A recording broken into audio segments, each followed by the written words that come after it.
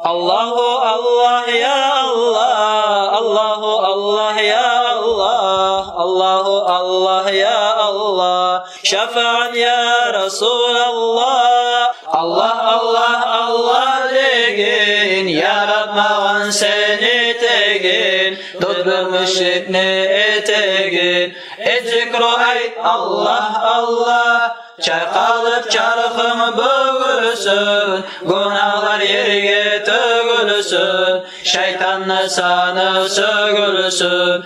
Zikru ayt Allah Allah, min şeytanlı arkasına, gir zikrunu halkasına, malayikler ortasına. Zikru ayt Allah Allah, malayikler kurşap alsın, üstüne kanatını salsın, hırgızlar şavuk alsın. Zikru ayt Allah Allah, zikru meclis cennet bağı, halis müminler yıbağı, sevabı yoktur sanavu. Zikru ayt Allah Allah, zikru sen sanav verme, gaful yürek bulan etme, Allah birdir sen bilesin.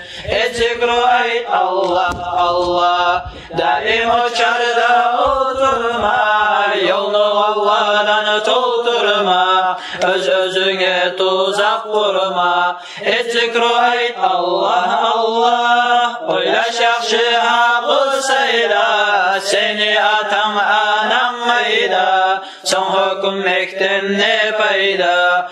Zikru ayt Allah Allah, tamam dünya gezegeni, korkmuş sanı ezgenik, öyle eşikler tizgenik. Zikru ayt Allah Allah, koymayacak seni gitmesin, taraburunla yatmasak, onunla bulmaz munla etmesek. Zikru ayt Allah Allah, munla etsen onunla dolar, etmesen varmak kabular, girgen son kabul ya bulur.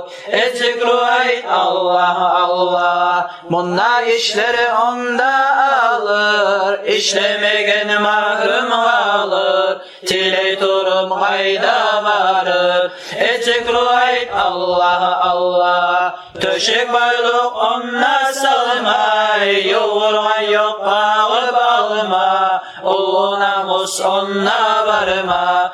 Zikru ayt Allah Allah, ulu namus aldı vızra, bekhan tavbuz barı vızra, ölüm hazır aldı vızra. Zikru ayt Allah Allah, kafullukta durma tamam, bu dünyada uymaz aman, getir bilmeyi ömür zaman. Zikru ayt Allah Allah, haram basma abatını, yakşı tut sen niyatını, sakla bu surmanı atını. Zikru ayt Allah Allah, zaya etme zamanını, yoldaş geçsen imanını, geçer Allah yamanını. Zikru ayt Allah Allah, Allah sana rahmet etir, bari günahların geçer, yüreğini tüyünün çeker. Zikru ayt Allah Allah, Allahu Allah ya Allah, Allahu Allah ya Allah, Allahu Allah ya Allah, şefaat ya Resulallah. Allahümme salli ve sellim ve barik aleyh.